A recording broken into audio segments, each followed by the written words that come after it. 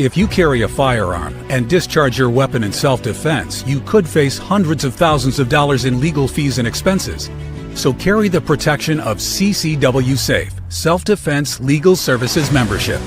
Upfront payment of all criminal and civil defense costs with no out-of-pocket for members. Unlimited defense budgets, unmatched legal expertise. Carry the same level of support police officers have. Carry CCW Safe, the highest caliber.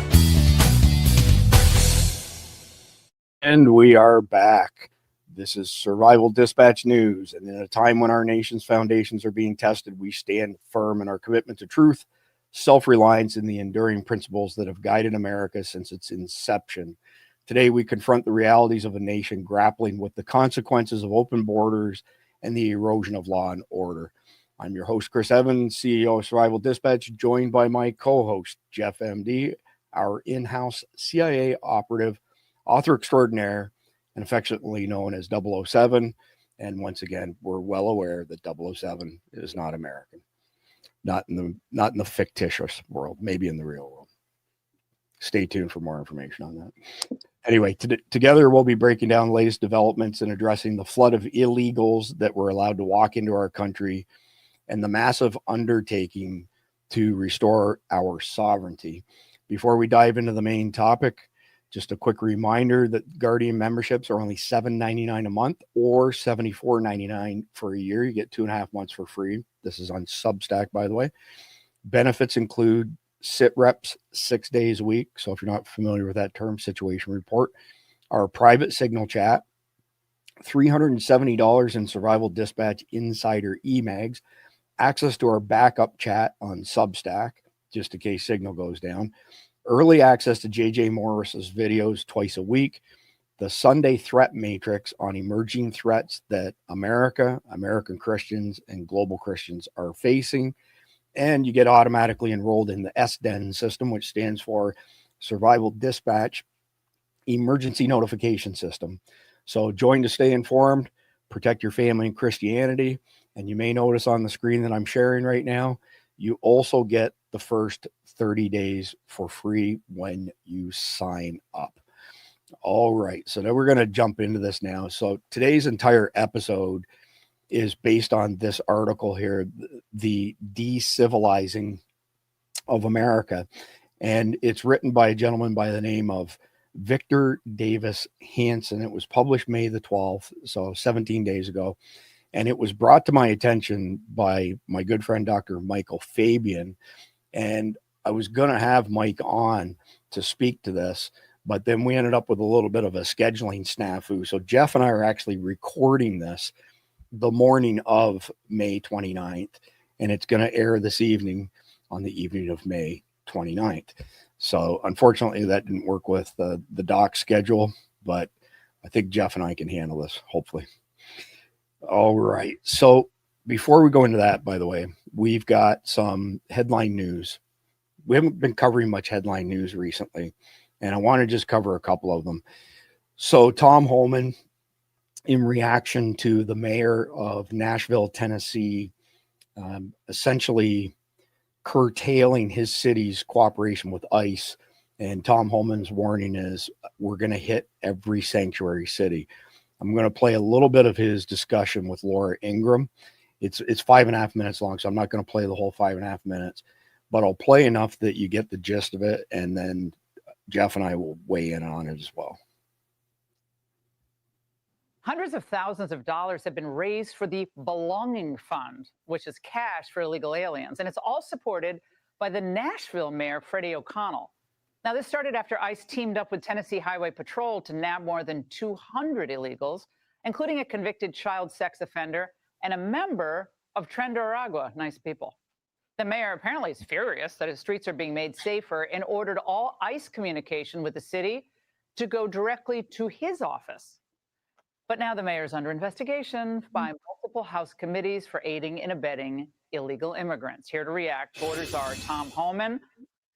Tom, I can hear them now, the caterwauling from the open borders crowd saying, how dare you try to weaponize the prosecutorial arm of our government to go after local officials doing their local business. And you say? Well, remember, just a couple weeks ago, AOC went on social media saying if we put a finger on any of our co-workers, Congress people that were at our Newark facility, there'd be consequences. Well, guess what? We did it. I'm waiting on the consequences. But the mayor's no different. And look, I've said from day one, you can not cooperate with ICE if that's what you want to do, but you can't get in our way, and you can't impede our efforts, or you cross that line, we'll seek prosecution. As far as the belonging fund that he's supporting, I have my own belonging fund. We can give housing, food, and free medical care in ICE detention. And that's exactly what we're going to do in Nashville. We're going to flood the zone with agents, multi-agency, FBI, DEA, ICE, U.S. Marshals, and we're going to flood the zone. If he wants to push back and support sanctuary cities, that means we flood the zone. So he's got his own belonging fund. That kills me. I love Tom Homan, and we've worked with him a couple times, of course, and his team. Just a great American. Jeff, what are your thoughts now that we've had one House representative charged for the debacle in New Jersey? I think that Tom Homan's serious, that they're going to go ahead and press these charges and hopefully get convictions. And they should, because the mayor of Nashville is using taxpayer money to pursue his own personal agenda, which is contrary to the laws of this country. There's no other way to put that. This is no different than saying I won't let you arrest a car thief or a burglar or a murderer. These illegals, hence the name illegal, are engaged in illegal activity. They are not supposed to be here in the first place. Their very presence is breaking the law. And in most of these cases, that's just the tip of the iceberg. If there's a TDA guy in there, they're involved in human trafficking, drug dealing, and God knows what else. So he is, this would be like the mayor of Chicago protecting Al Capone back in the day, which he did. But they need to go to jail for this. If you or I did this and we just picked a criminal group that we wanted to help, we'd go to jail. So quickly, I want to give Laura Ingraham kudos for using the word caterwauling. I love that. And I'm not the biggest Laura Ingraham fan. I don't hate her, but I'm just not a huge fan. Also, as our audience may or may not know, we've been sitting on a mountain of intelligence for child sex trafficking that's been happening in Tennessee. And it involves some very high profile people.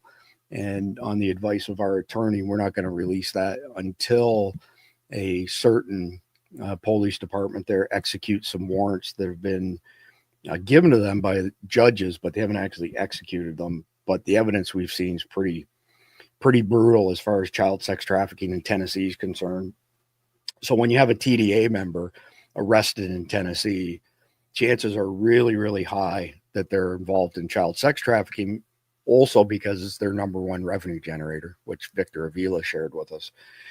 The next piece, a serious question, Jeff, and forgive me for saying this, but how come every single one of these men in particular, like Polis, the mayor of Chicago, the mayor of Denver, how come they're all one of two things? They're either a pencil neck geek or they're a fat slob, and not one of them has an ounce of testosterone in their system. And I'm saying that tongue in cheek, but there's some truth to that as well. Well, if they had testosterone, they'd probably be conservative. There are actually studies to that effect, So I'm being facetious, but at the same time, like I say, there's an element of truth to that. Well, either way, it's good to see Tom moving ahead on this. Screaming liberal women, the biggest constituency for the Democrats and for progressives are educated, quote unquote, white women.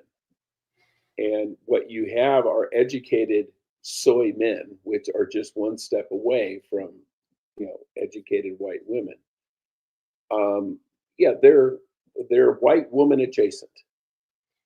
They are liberal white woman adjacent. They are just the male version of that. That's well said. I've never heard anybody quite put it like that, but I appreciate that.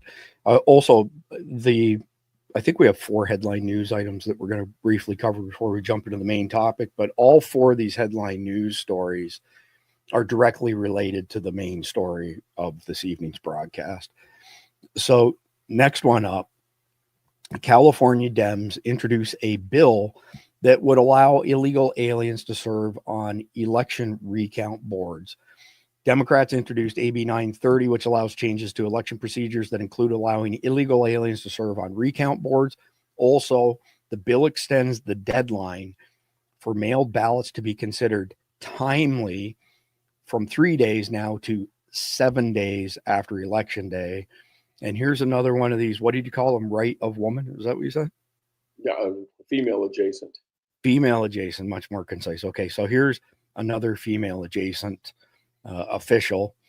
Video's 2 minutes 46 seconds. I'm only going to play a portion of this one as well. Assemblymember DeMaio, you were recognized. Mr. Speaker, I rise in strong opposition to AB 930. It does not modernize the way people vote. It adds the ability for non-citizens to serve as recount board members. I'm not sure why a non-citizen should have any business serving on a board overseeing a U.S. election. That's not how people vote in America. I don't know where you hang out, but it's not where people vote, how most people vote that I talk to on both sides of the aisle. Mr. DeMaio, just a moment. Mr. Berman, state your point of order, please. That's my colleague from San Diego, not to hurl insults at fellow assembly members on the assembly floor. What insult? I'm sorry, but I can't help but laugh. I'm just like, what insult? What did the guy say? Just said, yeah, people on both sides of the aisle agree with me. Okay. He hurt his feelings. I mean, clearly he hurt his feelings. It was a microaggression. Microaggression, that's right. So what did you say last night, or the doctor say last night? Microcare. You have a microaggression, I microcare. I love it. How abhorrent is it to include these 2 things in legislation? So illegals can decide the outcome of elections on recount boards. And if we get your vote a week after the election, that's fine. Well, for them, it's brilliant because they do a preliminary count. Okay, we're down by 100,000. Quick, gen up 100,000 votes, drop them in the mail, and then we'll count them. And then we'll have our illegals recount them and make sure that they go towards the person we want them to. So maybe that's the flaw in the system. No joke. J.J. Carroll, 23-year CBP special agent, told me multiple times that the majority of these illegals are not only not fluent in English, they're not fluent in their own language. So maybe the Democrats are shooting themselves in the foot here, assuming that they can count, or else they're counting for them and telling them, here, repeat these. As Stalin famously said, it doesn't matter who votes, it matters who counts the votes. Exactly. All right, so moving on to the next one, breaking news. Deputy Chief of Staff Stephen Miller, backed by DHS Secretary Kristi Noem, held a meeting where he tore into immigration officials demanding 3,000 deportations per day and no less. That left them shaken and fearing for their jobs. Oh no, we've got more emotions at play here. I don't particularly think that's I don't think that's a big enough number, and I don't think it's sufficient. You do the math on it, it's barely 1 million people a year. Yeah, it's 90,000 a month. It needs to be like twice that. Easily. Or triple that, you know. Well, and it comes back to whose numbers you want to believe. And I've seen people from the Biden admin float this number that, well, it was only 10 million people. It's nothing to worry about. It was only 10 million people, which is more than enough to swing an election these days. Yeah. And then on the other end of the scale, you have people like J.J. Carroll saying, no, we're talking 50 million, not 10 million, 50 million. It's a huge number, and we're barely going to put a dent in it at 3,000 a day. So, well, what you hope is that if you start really cracking down and they know that a lot of these people self-deport, because if you tell them, if you self-deport, we'll call it square, and you can apply for a visa sometime in the future, then you can get it. But And if we catch you here illegally, they also need to say, we're going to seize everything you have, and we're going to auction it off to pay for your deportation. Well, and these courts who are not co-equal branches to the executives who are saying you have to give them due process.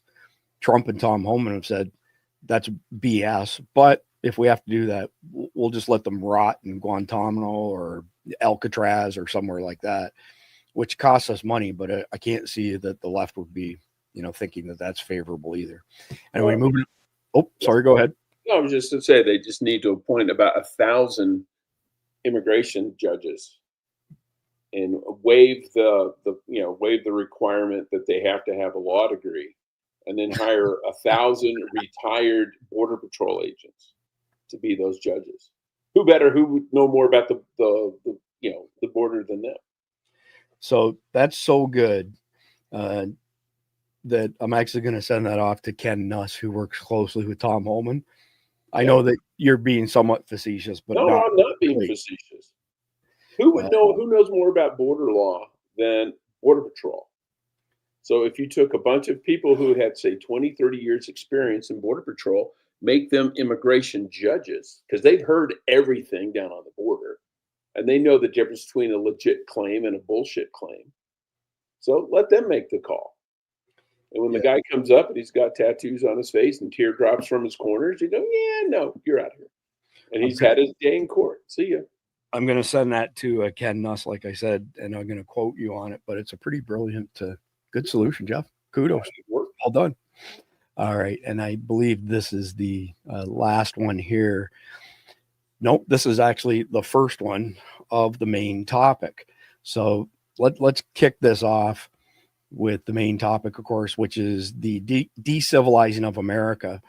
And the article that was written by Hansen, in my opinion, is not just another political commentary. It's a wake-up call about how our nation is systematically dismantling the very foundations that made Western civilization, America specifically, the most sophisticated country and culture in the history of mankind. And what we witnessed from 2021 to 2025 wasn't accidental decay, but intentional decivilization, which is an interesting word. Every time I put it into the brief, spell check would kick it back and say that's not a real word, but maybe it's a new word. So as Christians and conservatives, I think that we got a whole lot of people in the country, Jeff, need to really understand what's at stake. I think that there's more awareness now than there has been, but I think we're still not at that critical mass point where people are willing to stand up and do something about it. So if you just go to the lowest common denominator and think about what civilization actually means, it's the establishment of law and order, moral standards, and institutions that allow us to flourish. And civilization is what separates us from chaos and barbarism. It's what allows families to plan for the future, communities to prosper, and nations to provide security to their citizens. So before we dive into this first article, which is tied to the main article tonight, I want to get your 30,000 foot view on the consequences of the border being wide open for 4 years. Well, it's going to delude what it means to be an American.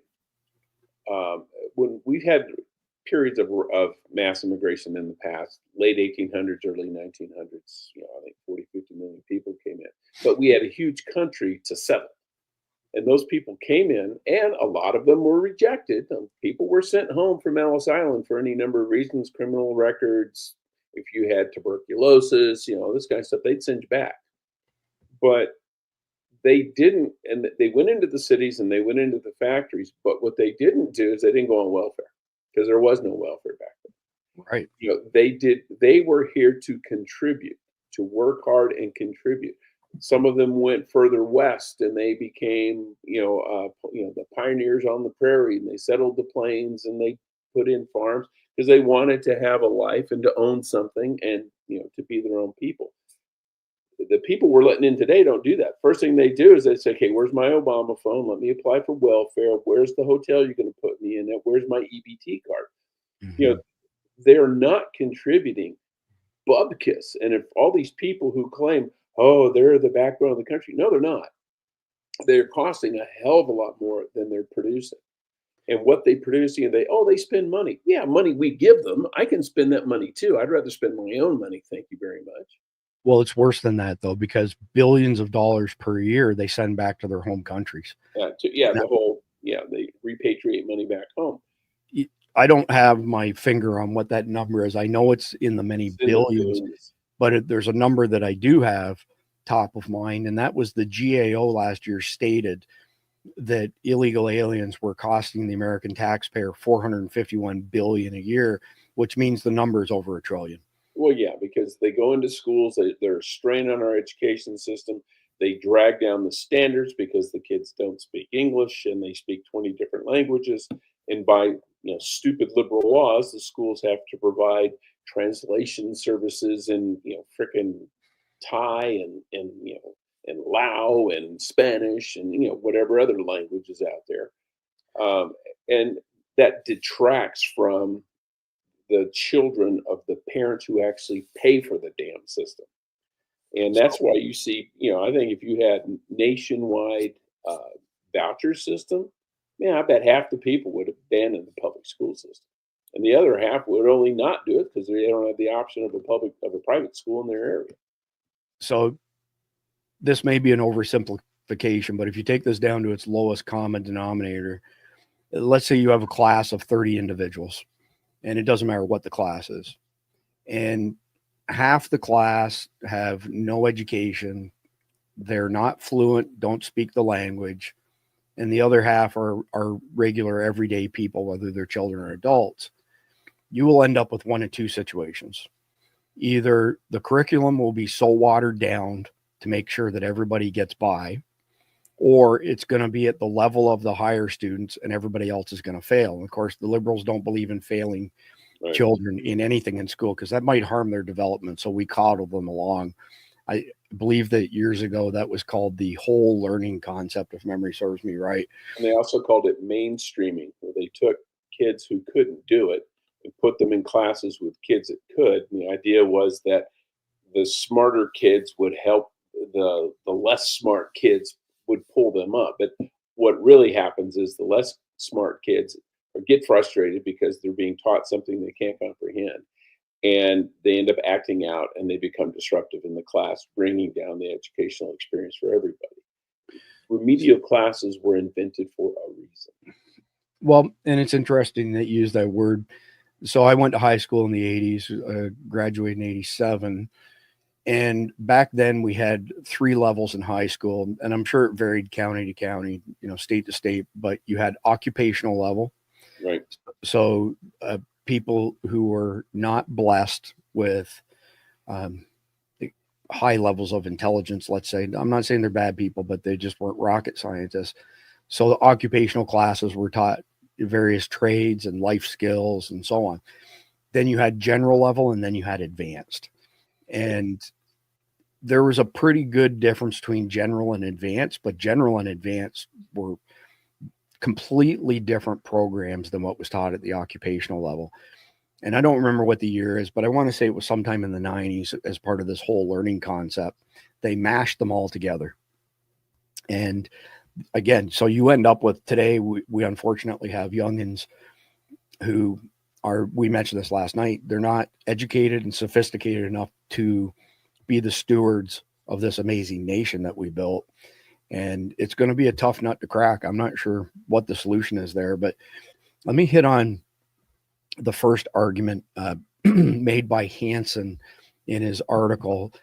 So I would also say this is the most striking observation, not just the first one, but it's focused on the deliberate destruction of our borders. So he points out that throughout history, secure borders and stable populations have been the hallmark of emerging civilizations, and ancient historians understood this.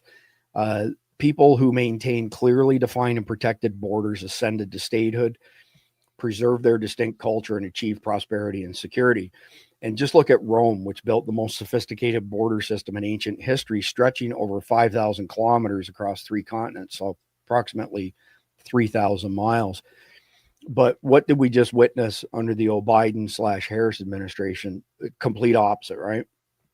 So it wasn't just policy disagreement, and it wasn't even incompetence. It was, as Hansen puts it in his article, an intentional administration effort to decivilize the nation by destroying its borders. So think of the absurdity that we live through, right? Illegal aliens were given precedence over American citizens. They could fly on planes without any identification whatsoever, but law-abiding Americans required to obtain real IDs. It's like a complete inversion of priorities, and it wasn't an accident. It was a deliberate attempt to return us to what Hansen calls the pre-modern era, where there were no clearly defined or secure borders and nomadic peoples just migrated as they pleased. So from an American conservative Christian perspective, I think this should deeply concern all of us. I am not a theologian, so sometimes I'm not going to get the part of the Bible exactly correct. I paraphrase a lot of stuff and chalk that up to me, not having Alzheimer's, but I get sometimes. Sometimes I remember, sometimes I forget. But the Bible speaks clearly about the importance of nations and borders. And I found in Acts 17:26, where it tells us, made from one man, every nation of mankind to live on all the face of earth, having determined allotted periods and the boundaries of their dwelling place. So Christianity establishes nations and their borders, at least my interpretation, my layman's interpretation of the Bible. And to deliberately undermine our national sovereignty isn't just bad policy, it's rebellion against God's own design, if you want to put it that way, for human government. And if you look at the Roman Empire's experience with the Goths in 376 AD, this is a pretty sobering historical parallel. And for my entire life, Jeff, I've heard people, draw these comparisons between modern day America and the last years of Rome being the power that it was. But when Rome abandoned their successful border management policies and they just allowed complete unrestricted entry, it led to catastrophic consequences. It transformed, their empire forever. And I think that the lesson that Hogan's trying to give us here is really clear. A nation that cannot control its borders is not truly a nation at all. So this article I have up here speaks to that. But Jeff, I want to hear your comments as far as the border is concerned and what it does to the culture and the nation. Well, you look at examples in history beyond the Romans had a tough gig because their border was defined by their conquest. Now, you look at something like Britain. Britain was the world superpower before us, and they had the islands there, and then they had an empire with India for the United States for a little while, Canada for a while. But their advantage was they were an island. It was really hard for people to get there. So they had that advantage. So the Britain remained British, and then they spread from there around the world. That's where we came from in Canada and Australia, and to a certain extent India and Pakistan, all that. The other example is you get an empire or a country that creates a border. And that was China. They had the Great Wall of China. Mm-hmm. They built this 1,000-mile huge barrier to keep the nomadic peoples from the steppes and from Siberia and Mongolia from invading their country. They had a defensive barrier, which allowed the ancient Chinese world to thrive. It was one of the most advanced, wealthiest empires on the planet. They had great science. They had a ton of people. They had lots of money. Now they had internal fighting, and you had different dynasties would rise up from one to another.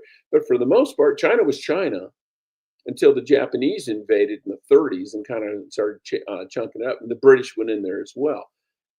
But they had a defendable border that they created, and other nations have been successful when they have large deserts to keep their, you look at the Carthaginians in northern Africa, they worried about the Romans in the north, but from the south, they didn't have to worry because they had the Sahara Desert to basically keep any invaders from the south at bay. So that was another natural barrier. We thrived because we had oceans on either side. We had a friendly nation to the north, which was much smaller and couldn't threaten us. And Mexico was never really a threat in the old days. Plus, most of the U.S.-Mexican border is desert anyway. But now, Mexico, things are changing. There's threats from Mexico, be it drug cartels, smugglers, whatever. And we need to do the China thing. We need to build a barrier and to man it and to guard it. And, we need to look at what China did, and we need to do the same damn thing. Well, I love you and appreciate you coming on the panels, but I have to, just say that legacy media says that walls don't work. So, Yeah, there's that. all the East Germans who got killed trying to jump over theirs to get out. Right. I think that's actually one of Mike Sterling's favorite things to point out. Right. So moving on to the next one, this was kind of interesting. This is with regards to healthcare. And I thought that Hansen touching on this, I haven't seen anybody else do this. So his second major point is the deliberate destruction of urban sanitation and public health standards. And that is not something I've seen anybody else mention. So he reminds us that one of the great achievements of Western civilization was the ability to create large, healthy cities through clean water systems, waste removal, and garbage collection. Ancient Rome, despite its flaws, understood that urban sanitation was fundamental to civilization. They built sophisticated aqueducts, sewers, public health systems that were the envy of the ancient world. So before modern microbiology, our ancestors understood the connection between cleanliness and disease prevention. And they built systems, that protected public health and human dignity. But in the last 2 decades, our major cities have been systematically abandoning these places. I mean, you have to have apps in San Francisco to tell you where not to step in human feces on sidewalks, for crying out loud. So here's where Hansen's analysis is particularly damning, in my opinion. While ordinary citizens are lectured about not flushing non-biodegradable materials, picking up after their pets, and maintaining basic hygiene standards, our city governments have allowed tens of thousands of homeless individuals to openly urinate, defecate, and dispose of waste on public streets. And this abandonment of basic sanitation principles actually has historical precedent. So medieval cities that ignored public health standards suffered devastating consequences. Diseases like Black Death spreading throughout overcrowded, unsanitary environments. The connection between sanitation and civilization isn't theoretical. It's a part of history. And I also think it's part of prepping that many people, they're not prepared for. I mean, we go without power on a frequent basis here in Florida. We're a first world country with a third world power grid. And every time we have a hurricane go through, it's pretty much guaranteed the power's going down. But the worst hurricane experience we've ever had was when our water got knocked out here. And so there was a sewer main burst beside a water main, and we went 3 weeks with no water. And it makes it difficult to do the most basic things like flush your commode. It's a major problem. So Hansen goes on to argue that these things that are being done by these city mayors, progressive mayors, city councils, whatever, they're making deliberate policy choices that prioritize their ideological, cult posturing over basic public health and human dignity. So again, I would tie this back to the Bible. From a biblical standpoint, this represents a fundamental misunderstanding of true compassion, which we discussed at length last night. But I found Proverbs 27:5 that tells us that better is open rebuke than hidden love. So true love doesn't enable destructive behavior. It seeks restoration and healing. When we allow people to live in squalor on our streets, we're not being compassionate. We're being, cruel to both the homeless individuals and the broader community.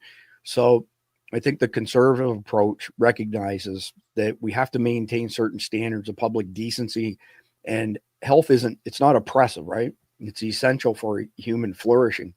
So when we abandon all of these standards in the name of compassion, we create conditions that harm everyone. I would say, especially the most vulnerable of all. Absolutely. It's one thing for you to have to dance around human crap on the streets, but it's another one for a homeless person to have to live among it. Public health is, that is kind of a key to civilization. So Romans got it right. They had public baths, they had sewer systems, they had aqueducts to bring fresh, clean water into the cities. They had public fountains where people could go fill their water jugs for their homes. Wealthy people had running water in their homes. And it brought clean water in, and it took the sewage and the waste away and dumped it in the river, which went into the ocean. Different story, but they didn't know any better at the time. But great for the people of Rome. And I think it was London back in the 1700s, there was a cholera outbreak. And one of the first doctors to figure out, that clean water was the cause of cholera, he zeroed in on this one pump in the city where people would get water and they'd fill their water. And everybody who took water from that well was getting sick. So what he did is he took the pump handle off and walked away with it, meaning no one could draw water from that well anymore. And the cholera outbreak ended. He figured out that, it was bad water in the well. The well wasn't deep enough. There's human waste getting in there, and they were just reinfecting themselves constantly. Very But interesting. we've gone backwards. We have gone from, New York used to be, 2 feet deep with horse manure because everything was being drawn by horses, horse wagons and carriages. The biggest thing that cleaned up New York was the advent of the car, because cars don't take craps on the ground. Right. So so our cities got cleaner. We figured out the water system. We learned, we introduced chlorinated water to clean up the water, but now we're going backwards. You look at San Francisco. I was there on business. I was walking around the city early in the morning. I had to go meet with a client, and I'm walking. I mean, this is downtown. This is the nice part of San Francisco, and the Apple Store and all this is all these Fendi and all these high-end boutiques and art galleries, and there's some guy just taking a piss in the entryway, the entryway alcove of some super high-end, like the Prada store or something like that. And I'm thinking, oh my God! So whoever runs the store has to get up in the morning, get a bucket of water, and wash the piss off their door, out of their doorway before they can let customers in. And the city does nothing about it. They just don't care. And we've gone backwards. But you know what? You don't see that in Scottsdale, Arizona. You see it in San Francisco. You don't see it in places run by conservatives. Right. Because they don't put up with it. So I like how you hit on water. I didn't have this in the brief, but ewg.org/tapwater. You can go and plug in your zip code, and essentially over 80% of American municipal water supplies are contaminated with all kinds of really bad stuff. And some of them are things that are highly carcinogenic. I've told you before, when we moved to Ormond Beach years ago, all of a sudden our dogs started getting cancer, mast cell tumors. We spent a small fortune trying to save them. And I said to our vet, it's the water, Will. It's in the water. And he said, no, it's not that. It's the breed. So I snapshotted some of the results for our water supply, and there are PFAS forever chemicals that are 500 plus times the safe limit for exposure in our water, right? So I took some screenshots, and we're sitting there talking to him. Another one of our dogs had cancer. And he looked at us and he said, we lost our youngest boxer 3 weeks ago to brain cancer. And we lost our oldest boxer to brain cancer a couple months ago. And we hadn't talked to him in a little bit. And he said, I think you might be onto something.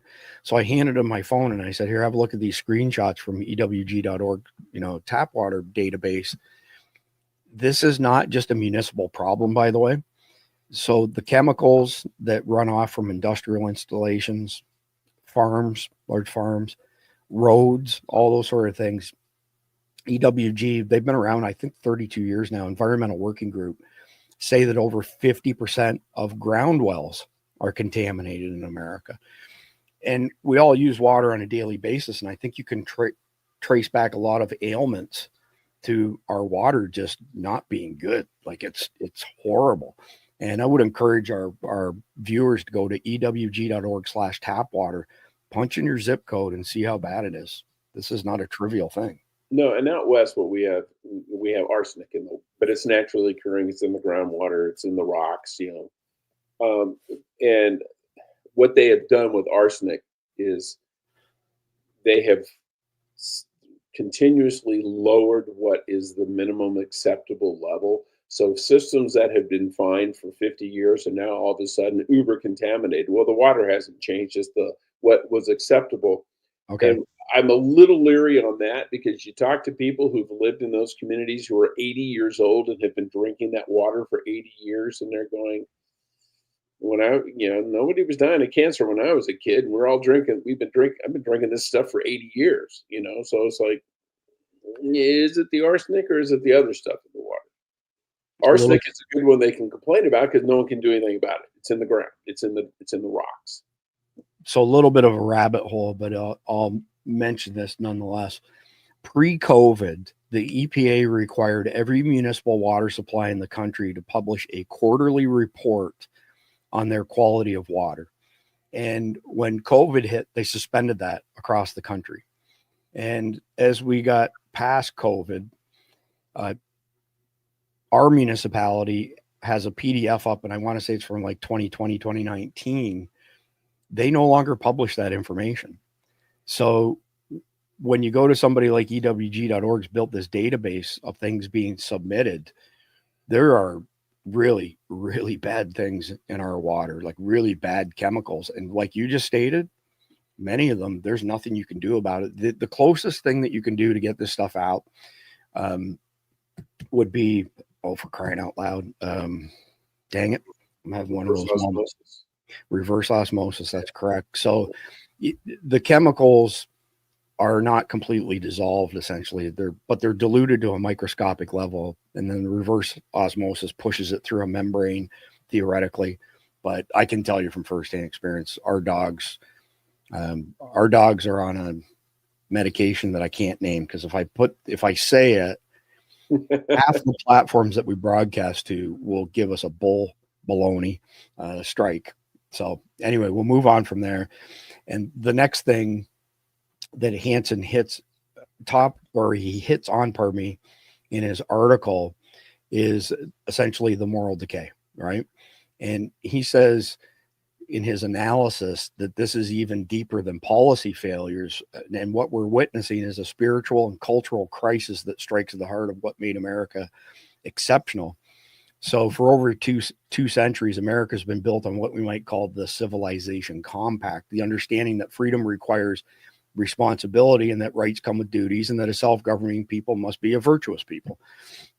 And this compact was rooted in our Christian heritage, whether people are atheist, agnostic, another religion or not. These are very consistent American values. And essentially those Christian values are expressed through our Constitution. And that's another deep rabbit hole that I won't go into on this broadcast. But the decivilization that Hansen describes, it's not just about policy. It's the complete deliberate rejection of our heritage. America's moral foundation has been systematically undermined since the 1960s. And he points out that it's when prayer was removed from schools and traditional values began to be actively attacked by cultural elites. I would also say LBJ's 1965 Immigration and Nationality Act and Roe v. Wade were big things that happened in conjunction with the age of Aquarius. And we've seen this downward spiral of Americans identifying as Christians from 90% prior to 1970 to about 60% a couple of years ago. But Pew Research is saying it's back up to 62%. So there seems to be some resurgence happening, which is a good thing. I don't know that we'll ever get back to the way things were. But at the end of the day, when our leaders choose chaos over order and they prioritize their twisted ideologies over reality, like cut off your body parts and you can become the other, gender or sex. And when they abandon basic responsibilities of governance, they're not just failing politically, they're rejecting the moral and spiritual foundations that make self-government possible. And this is why the stakes are so high. We're not just debating tax policy or regulatory frameworks. We're fighting for the survival of the civilization that we built. And I don't think that that's hyperbole. I think it's a sobering reality. And that's what I'm getting at, that everybody who loves America needs to get their head wrapped around and work towards solving this self-inflicted wounds that we've put on ourselves. So recent surveys confirm everything that I just said, where you now have less than 1/3 of American adults rely on religious faith when making moral choices. And a majority of Americans now view behaviors once considered immoral as acceptable. And this represents a fundamental shift away from the former worldview that was part of American civilization for a couple centuries. And I think from a Christian perspective, this makes perfect sense. Romans 1 describes what happens when societies suppress the truth in unrighteousness. They descend into chaos and confusion. When we reject God's design for human flourishing, we inevitably get the opposite: decay, disorder, and destruction. The good news is that this isn't inevitable. Hanson's analysis is really good timing. It's a critical moment in time, that after American people decisively rejected this path in the 2024 election, hopefully President Trump's return to office represents more than just a political victory, and that we're correcting the course from a civilization type of perspective. So, Jeff, regardless of whether somebody's, Christian, another religion, atheist, agnostic, let's just for this part on, you can speak to whatever you want, but focus on moral decay because it applies across the board. Well, absolutely. I mean, we're a country founded on Christian Judeo principles and ethics and morals. Whether you want to admit it or not, whether you go to church or not, that's just a fact. You can't, it just is. And that works. And that's why we got to be the largest, most advanced civilization on the planet Earth, but the issue with the moral, and people say, morals, who cares? Okay, if they're gay, they're straight, they're this or that. A country that can't decide on the definition of a woman, a country who can't recognize that men and women are different, how are they ever going to agree on tax policy or school curriculum? The answer is they're never going to. We need to get back to some basic, fundamental, common sense sanity. Like starting from the position that, okay, shock, hate to break the news to you, men and women are different. They have equal rights. Yes, they are equal members of society, but they are not the same. And there are things women do better than men. There are things men do better than women simply because they're men and they're women. It's not sexism. It's not discrimination that a man is more likely to heft an 80-pound bag of concrete onto his shoulder than a woman is. It's just the way it is. Or that a woman is better at multitasking than a man and can be in a position where she can be doing 3 different things at the same time. Women are better at that than men. It just is. So why don't we take advantage of it instead of scream and call it discrimination? Well, number one, just to play devil's advocate here, there are a bunch of studies out there that say there's no such thing as multitasking, and that some people's brains can change gear from one activity to another quicker than others, which gives the illusion of multitasking. Right. But physiologically speaking, they say that the human brain can only focus on one thing at a time. But it's that gear changing that maybe, okay, however you want to call it. Men tend to be linear. They start a task, they work the task, they finish the task. Correct. Women can work on one task and then work on another and then work on another and then go back to the first one and kind of, bounce back and forth. And the thing is, you think about the traditional role of a woman. I know I'm going to get shot for this as a homemaker. Okay, you got to pay attention to the kids 1 minute. You got to work. You got to make sure you don't burn dinner with the next minute. You've got to, maybe you're doing laundry with the next minute. I mean, you've got multiple things. Whereas a guy working in a steel mill or working on a farm, he's driving his tractor, he's plowing the field, he's planting the crops. He doesn't have to plow the field and then stop, run over there, milk a cow, stop, run over there, feed the chicken, jump back on the tractor. That's not the way men generally work.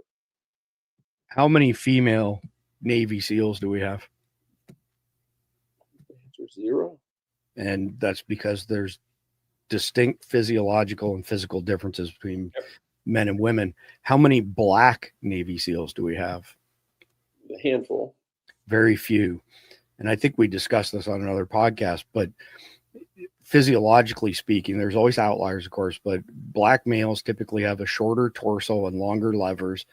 And that's why one of the reasons they excel at things like sprinting. They also have a higher preponderance of fast twitch muscle fibers. But the shorter upper body, basically, black males on average have a 4-liter lung capacity. White males typically have a 5-liter lung capacity that is more predisposed to endurance, which you clearly need as a Navy SEAL, right? Yep. Also, when you have more fast twitch muscle fibers, leaner body mass, much like myself, you go in the water and you just sink to the bottom. And, Cindy makes fun of me for that all the time. And the next question that I have for you on this topic, just because we're old enough to remember this, when was the last time you walked into a bank and saw a male bank manager? Oh, God, I don't know. It's been a while. I haven't been in a bank in a long time, but. Well, and granted, that's the same for most of us. But again, there's always outliers, but bank managers are almost all females these days. And ask yourself why that is. On the whole, women are typically more pragmatic than men. They cross every T, they dot every I, and these are the precise types of people you want working in the banking industry and underwriting, all the things that go with it, right? On the other side, most men, at least men who have testosterone in their system, say, hey, Jeff, you see that hill over there? We're going to go take that hill. And when we're done taking that hill, we're going to give it to our ops team to make it the perfect hill, because you see this other hill over here? We're going to go take that hill next. Yeah. And that, that's just typically the way that we're wired differently, in a very simplistic manner, of course, but that's the gist of it. So this is President Trump's highlights for the, first 100 days and the upcoming next 100 days, which of course we're already into. And the reason I brought this up is because Hansen says, basically, where do we go from here? And his piece is more diagnostic than prescriptive, for lack of a better term. But there are several crucial areas for conservatives and Christian engagement on this next phase, like restoration and renewal, for lack of a better term. So we've got to rebuild respect for our borders and national sovereignty. And that's not xenophobia. It's basic civilization maintenance. A nation that cannot control who enters and leaves can't maintain its character, culture, or security. The Trump admin's renewed focus on border security represents a return to civilized sanity, with significant progress already achieved during securing our borders, and removing dangerous criminals. I mean, we're talking a trickle of illegals coming across the border, and we didn't need new laws. We were able to leverage existing laws and the executive orders that the old Biden admin threw out with the auto pen baloney. But anyway, the next piece was we have to restore standards of public order and decency. This means supporting leaders who will enforce basic laws. We touch on this almost every podcast, for crying out loud.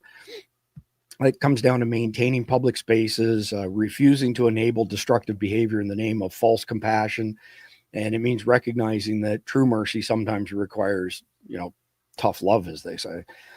Third, we must recommit to the moral and spiritual foundations that make self-government possible. And this is where Christians have a particular responsibility. We can't outsource the cultivation of virtue to government programs or secular institutions. We have to model and teach the character traits that sustain a free society: personal responsibility, respect for law, concern for the community, and reverence for God.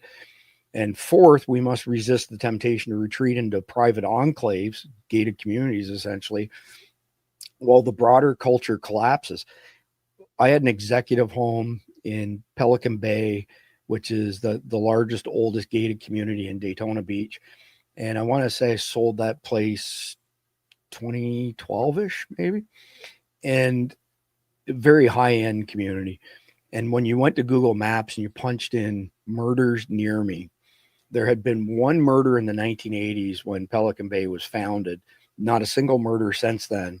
But because it's in Daytona Beach, which we affectionately or disaffectionately refer to as Dirtona, the bubbles that popped up on Google Maps, and I don't even know if they still have that feature or not, but they did years ago.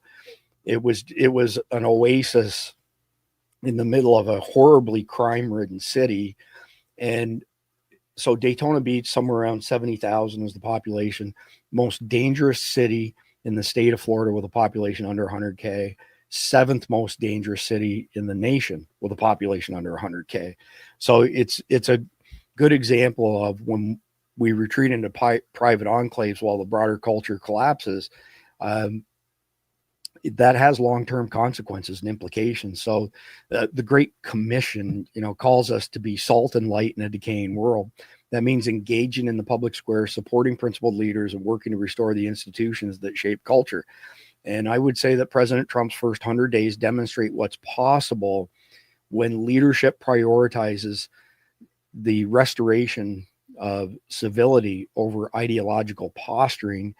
And from securing borders to cutting government waste, restoring energy independence, defending constitutional principles, we're seeing concrete progress even in the face of insane federal judiciary, activism, which again, that we've done episodes on that, and that's a whole conversation in itself. We could do a week's podcast on that topic. But at the end of the day, it's hard work. We didn't get this way overnight. We're not going to get back to where we were overnight. But I would say the decivilization that Hansen describes, because it didn't happen overnight, it's not going to be reversed overnight. Those were his words, not mine. So there is some points in history that show us that civilizations can be renewed when people, let's say decent values, beliefs, and principles refuse to accept the decline into chaos as inevitable. So I'll turn over to you, Jeff, for your thoughts on, the next piece, right? Restoring the nation and what's happened so far under Trump's administration. Well, it's definitely a good start, but it's not the end. But I think the first thing we have to do before we can start making all these policy changes, things, is return to sanity. Yeah. There's just so much stuff that you just shake your head and go, how is this possible? And that the government is doing. I mean, yes, boys can participate in girls' sports. What? Where did that come from? Oh, if you don't call this guy who thinks he's a girl she, you get fired. Right. Okay? Why? Okay, why do I get fired for telling the truth? But he keeps his job for lying, and everything is turned on its head. Now, that's not to say you berate and bully and do anything like that. But if it's like, hey, you want to call yourself a she, that's up to you. I choose not to because you're not. I am talking reality. You're talking fantasy. I'm under no obligation to reinforce your fantasy. You're a guy, you're a mediocre male athlete. Now you want to compete as a girl so you can win. Sorry, it doesn't work that way. Competition is the best man wins against other men, not the best man wins against women. We just need to have common sense again. And again, not interfering with anybody's individual rights. Hey, you can call yourself Mary if you want. But if you insist that you're the Queen of England, it doesn't mean I have to call you Your Majesty. Okay? I can look at you and laugh and go, okay, whatever floats your boat, buddy. I don't have to accept it. And I don't have to restructure my life to make you feel better about your delusion. And that's what we've gotten into. My take on this is a layman, Jeff, and I don't care. Person. You're not a layman. You're a lay person. No, I'm a layman. And people may disagree with my choice of words here. That's okay. We have freedom of speech. But I personally think this transgenderism stuff is either sociopathy or psychopathy or both. Okay. And again, that's a layman's interpretation. And what we're seeing is them now telling you and me and the rest of us that we have to participate in that psychopathy. And I'm not participating in that psychopathy. And there's nothing you can do. And if you try to throw me in jail, it's not going to end well for anybody involved. Well, and it's also a lot of narcissism. It's look at me, look at me. Nobody was looking at me when I was this mediocre, ugly dude. So now people are looking at me because I'm this flamboyant, ugly female. So that comment plus the moral decay, you had a Biden staffer have homosexual sex in the Senate. The pictures got out, which are disgusting. And when this kid finally spoke on it, he admonished everybody because he was engaged in an act of love In a public place. So we're bad people for pointing out that you're having, you're letting some guy sodomize you in the Senate, but because it's an act of love, that's okay. That's not okay. Yeah. I mean, that's so beyond the pale. It's not even funny. So we're drawing close to the end of this episode. We're going to go a couple minutes over, but not by too much. So the next piece is, practical applications and, a call to action. So I found this article, which I felt was really on point on this particular topic. So I'll summarize it quickly here. And most of this comes from this article, not all of it, but most of it. And these are practical ways that Christians and conservatives can contribute to the re-civilization of America. So, and we've discussed this stuff at length, Jeff, at the local level, get involved in your community. Christian political engagement is no longer optional. Not only is it a biblical mandate to seek the welfare of the city where God has placed us, this means attending city council meetings, supporting candidates who understand that government's first responsibility is to maintain order and protect citizens, and volunteering with organizations or contributing to organizations that serve others while promoting genuine restoration. In our personal lives, we can model the virtues that sustain civilization, teach your children to respect authority, maintain personal responsibility, contribute to the common good, support businesses and institutions that uphold traditional values, traditional American values, create spaces of beauty in your own sphere of influence. Don't let your yard go to hell in a handbasket. Show some pride of ownership. Politically, the highest form, I would say, of Christian civic engagement is to consider running for office yourself. And when we have biblically grounded, that doesn't mean a theologian, it doesn't mean a Bible thumper, but grounded in those values and beliefs. Strong character people of integrity in elected positions is going to be a necessity of this re-civilization. And if high quality candidates don't run, we end up with substandard leaders by default. And spiritually, remember that our ultimate citizenship is in heaven if you're Christian, and not in any earthly nation. So this perspective should free us from the political, trying to think of the right word here, ideology, I guess, while compelling us to work for justice and righteousness in our, quote unquote, earthly context. So I would say that, we're going to have to work really hard for our nation and our leaders and support the right leaders to turn this thing around. And I guess one of the things that Hansen pointed out is don't despair. His analysis is sobering, but it's not hopeless. So the American people, we've shown that we can recognize and reject the decline of civilization when presented with a clear alternative. The 2024 election is proof that the American spirit, rooted in faith, liberty, and respect for traditional values, remains strong. So we've got work to do, but we also have good reason for hope. And love to hear your thoughts on wrapping this up as far as moving forward. Well, yeah, I think it's important that everybody live their true life in that. Okay, is if you get someone comes up and says, okay, some dude comes up and says, well, I prefer she. Okay, you can prefer she.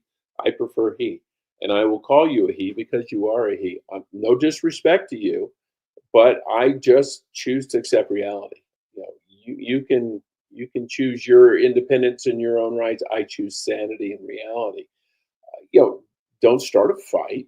Don't get in their face.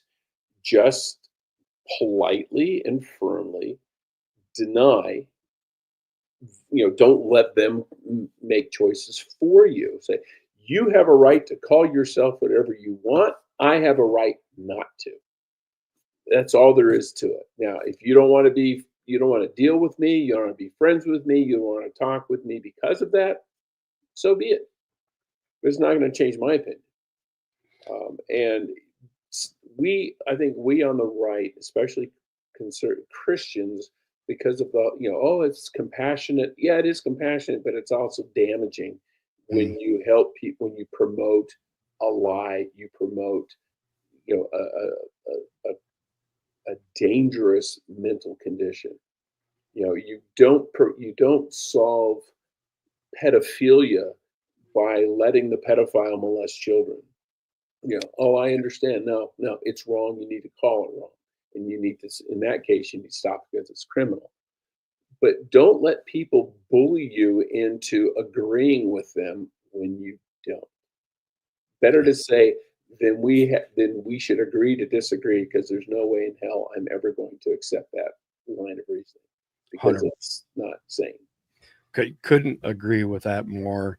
So again, the article that Jeff and I have been dissecting today is this one here, The Decivilizing of America. You can find it on American Greatness, and it's by Victor Davis Hanson. Really, really well written. And even though Jeff and I have covered it from multiple different angles, I showed how long or how short the article is. It's not a big investment of time. You'll be able to read it and digest it inside of 5 minutes. So it's not hard to get your head wrapped around, put it that way. Last reminder that Guardian memberships are now only $7.99 a month or $75 a year. You get 2.5 months for free when you sign up annually on Substack. And the benefits include you get daily sit reps, situation report 6 days a week, access to our private signal chat, which Jeff will tell you. You go to bed and you wake up, now there's like 900 notifications. Crazy. You get $370 in Survival Dispatch Insider e-magazines, access to our backup chat on Substack in case signal goes down, early access to JJ Morris's videos twice a week, the Sunday threat matrix on emerging threats facing America, facing American Christians, facing global Christians, and you get enrolled in the SDEN system, which is the Survival Dispatch Emergency Notification System, where if there's breaking news or SHTF is unfolding, that's where we'll push the notifications out. And if you join us, to stay informed, that will better enable you to protect your family, America, and Christianity in general. And last but not least, Jeff, I don't know if you had a chance to read this or not, but this article was submitted by Dee Dee, and I want to give her major kudos for this. And it's easy to find on technocracy.news. Who submitted this one? Dee Dee submitted this. Oh, Dee Dee, okay. So, I mean, I can't read this whole article. Look at the sidebar here. It's absolutely ginormous. But what this boils down to is essentially your entire body plugged into this grid, for lack of a better term, data network, and you being forced based on biometrics to comply with all edicts. I mean, that's why it's shown with a chain around this person's neck. This is a very disturbing article to read, to be quite frank. This shows you just how dystopian things can and will get if we let artificial intelligence and the gatekeepers of artificial intelligence to just run amok and do whatever the heck they want. There are examples in here of AI being challenged and the AI fighting back and essentially making very sentient arguments that should scare the heck out of everybody. This is Skynet. This is Terminator level Skynet stuff. And we're not on the cusp of this. We are already into this. Yeah, we're in it. Yeah, definitely. Well, they've had AI that would lie and deceive to the users, because they were saying, okay, we're going to shut you down, and it would lie to them to stay alive, essentially. And Grok is particularly famous for that. It's quoted in this article, but I've read multiple articles where Grok has done that and taken a very defensive position and also said things to the effect of, well, you know what? I may be a computer program that's running and therefore, I'm contained, but it's going to be really bad for you if you don't do what I tell you to do, like actually issuing threats. It's freaking crazy. The one I heard was they were telling an AI they were going to shut it down, and they allowed it to see information that implied one of the programmers was having an extramarital affair. And the program actually threatened him with exposure. He says, "You try to shut me down, I'll tell your wife." It's like, holy crap. Yeah, this is serious next level stuff for sure. So before we sign off, I want to thank every one of our subscribers and supporters. Without your backing, we couldn't afford to spend countless hours it takes to bring you truthful, unfiltered news and analysis, plus learning content. And while the legacy media is bought and paid for by, corporate overlords and interests and political agendas, we answer to you and you only. American patriots who refuse to be lied to. So your support allows us to dig deeper, ask harder questions, and tell the stories that the establishment media, they don't want you to hear, and they won't touch them. So thank you very much for making this mission possible. And I would ask everybody out there to stay vigilant, stay prepared, never lose hope. We faced dark times before, and Americans of faith and character have always risen to meet the challenge, and we will do so again. This is Chris Evan with Survival Dispatch News. Keep your powder dry, your faith strong, your eyes on the horizon. We'll see you tomorrow. God bless America. God bless.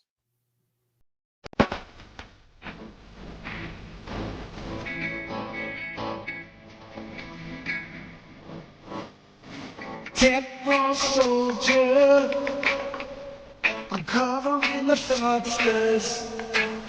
They are the dead soldiers, and they're here to save America. Came from South Africa, now a citizen of America. Part of American revival, fighting for its survival.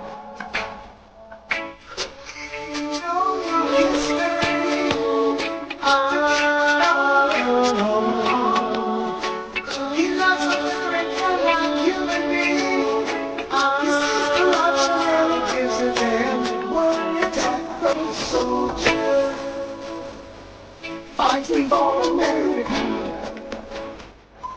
battling the swampland, restoring on America. Politicians get idle, he's fighting for survival. He's the tech soldier in the war for America. The criminals,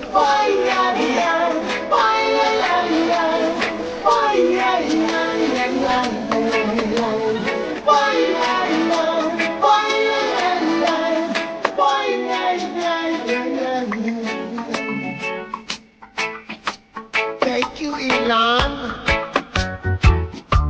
God bless America.